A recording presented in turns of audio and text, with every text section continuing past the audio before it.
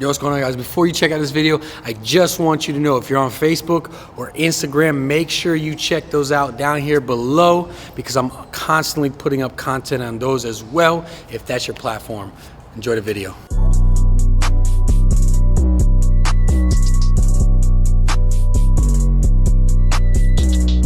Man, I mean, this is by far and away my most productive offseason that I've had. 2 in a row with Chris has been awesome for me. Like I said earlier, the improvements I've made, like as an athlete, strength-wise, agility-wise, everything is awesome. I've been through workouts, you know, through a whole off season that are, you know, just strength, or I've been through some that are more on the tentative side. This is kind of like just the best of both worlds. Me and my brother both saw big things come out of it in the batting cage. You know, we tracked exit velocity and just strength off the bat in general, and it's definitely been awesome. Yeah, and this guy's giving me like a lot of credit, but you guys got to realize like they're elite level athletes. Like what I saw in them was their technical skill was beyond. You know what I mean? These guys are like have some of the, you know, they're still young. And you know they're going to be household names. I've always said this. Their technical skill was so high. When I talk about that, when I refer to, they make contact with the ball like elite levels. You know, their fielding is elite levels. As far as them playing the actual game, the only difference is the element that I tried to bring was I said, I realize they have a high ceiling, meaning they have a lot of opportunity, a lot of room to grow as far as power output. And that's been my entire thing. You know, if you think about baseball, everything they do is one all-out movement, but a lot of people train it wrong, I believe. I mean, there is a sense of, as far as structural integrity, there is pattern overload in baseball. You know, when you're a right-handed hitter and you throw righty, you're constantly doing one pattern. So there is an element of that in their training that I wanted to balance out and focus on.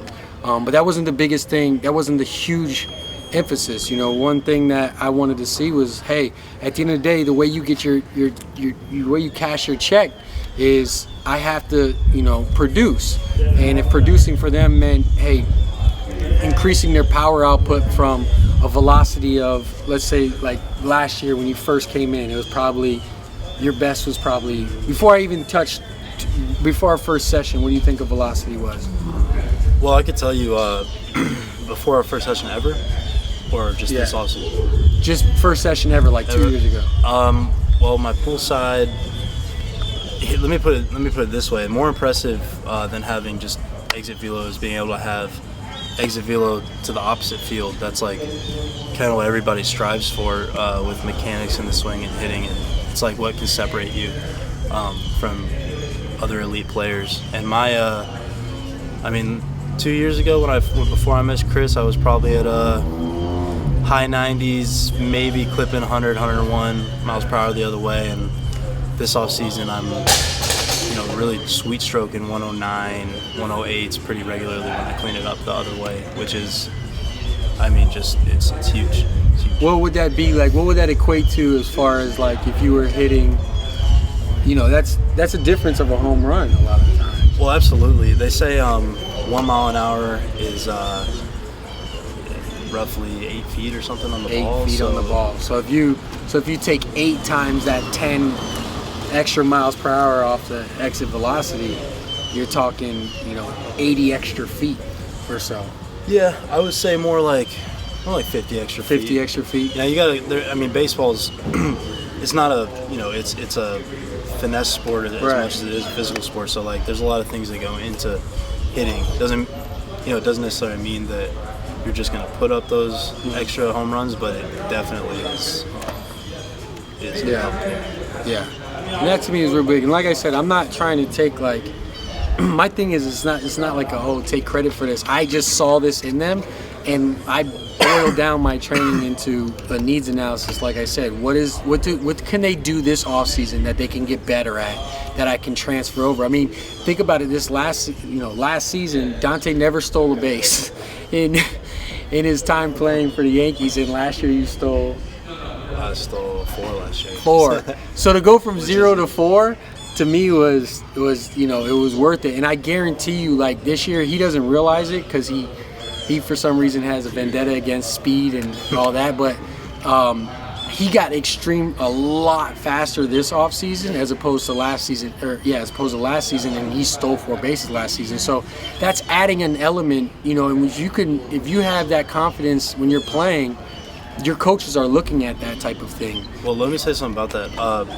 Now, 4 stolen bases is by no means a big number, but where my speed is going to greatly impact my game is defensively, first steps. It'll be able to keep me at the hot corner at third base, rather than having to become a first baseman, or even hopefully possibly open up some opportunities, maybe play outfield or another position. So that's where I will reap the benefits, like in the biggest. Yeah. So that was one thing that I really wanted to focus on with him, and I've seen great improvement with him doing that, especially like I said about the pro shuttle. That's everything. That's being able to decelerate one way and go another way. Like, say, for instance, he's on third base. For him to be able to pivot off one leg and essentially, sometimes you're cheating, right? Sometimes you're moving to one direction. You have to be able to stop on a dime and come back this other way. And for him, that's, that's like resembles or transitioning exactly from something as far as the pro shuttle. And that's why his team is clocking that with him and taking those times with him. So it shows greatly on that, and it will transfer directly to the field. Yeah, baseball has always been, since I've been playing pro ball for 7 years now, so baseball in the weight room aspect of it, even like just the training aspect of it, has always been a little bit behind other sports. More and more people are catching on and starting to do more things like this, but for us to be able to come in here and work like, some football player. We got to work with a couple football players and see how they train, and it's a completely different level to what we're used to. So that was great for us. 100%, and that's why I've noticed. That's why I've always said, like, most trainers are so conservative with baseball players as far as just health, and it takes a lot of courage. You have to have a lot of confidence as a coach. I mean, this guy walks in, he's a Lamborghini. If you think about it like that, he's a Lamborghini. That's how they treat the major leaguers, right? They're guys who are making millions of dollars. And our potential to, go ahead and move up to that, in contract years and things of that nature. And as a coach, you have to be confident enough in yourself to know enough of your training and have the handle on your training to be able to progress them and when to regress them as far as producing power in them. Because, think about it, the way that you guys train within your organization, it's so conservative. They're more focused on your health and, taking care of your shoulders and things of that nature, as opposed to, hey, let's vamp it up and produce more power output. So it's one of those things where it's just having the courage and confidence to program that within them, and I saw that these guys could really benefit from that, and that's all I did was put them in a scenario where they could basically get to their potential, and they're not even close to it. And that's why I say each year you'll see more and more. But now it's been a pleasure working with him, and I look forward to it every single year. I track these guys. Not only do I work with them on a professional level, obviously I'm constantly working with them, but like they've become great friends of mine. I love their family, I love them, and like I just want to see the best for them. And it's been such an opportunity to have you, man. Appreciate it. Appreciate you, Doug. Yeah, from Bo too. He couldn't be here because he's already reported, but yeah, we didn't get to do a recap of Bo. Chris, what do you plan on doing with him in the future? Honestly, future, like I said, if for them, the 100% thing that I focus on them that I have to tell them every year is, they come in, they hit PRs, and there's a certain ceiling that certain people can get. When you're talking 10-yard, you're not going to get too much faster than like a 1.47, 1.48 laser time, things of that nature. But I constantly tell these guys, each off season, like if we're hitting on that 1.4910, I know I'm not going to improve crazy that much, but I will make sure we maintain that, right?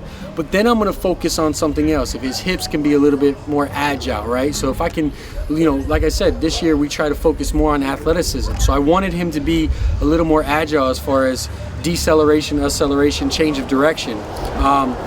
Bo was one that we worked on strength this off season. So each year I try to see.